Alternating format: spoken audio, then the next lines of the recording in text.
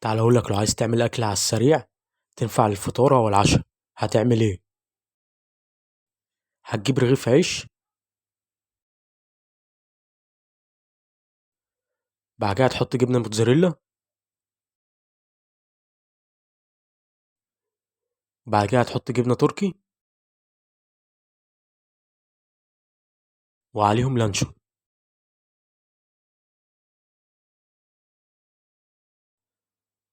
او ممكن تحط اي تشكيله جبن عندك، يعني مش لازم اللي انا قلته ده. بعد كده بقى هتجيب كيس بيك شيبس بالليمون الحلو، او باي طعم انت حابينه، بس انا افضل بالليمون الحلو لان هو افضل طعم من انواع بيك شيبس. بعد كده هتفتح الكيس وتحط حبه شيبس في الرغيف، بعد كده هتقفل الرغيف،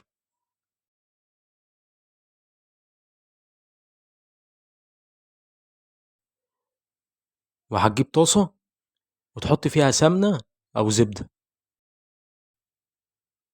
بعد كده هتسيب الرغيف على كل وش لمدة 5 دقايق. هتقلب بقى دلوقتي الرغيف، وزي ما انتوا شايفين يا جماعة، هو الرغيف اتحمر اهو قدامكم، وج- وده الشكل النهائي للرغيف.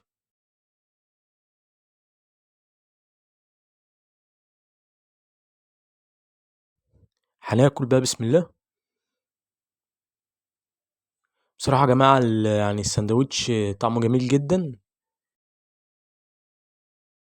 يعني ممكن السندوتش ده تعملوه للفطار أو العشاء أو لجوع آخر الليل يعني. وما تنسوش بقى تعملوا لايك وتشتركوا في القناة عشان يوصلكوا الجديد. السلام عليكم.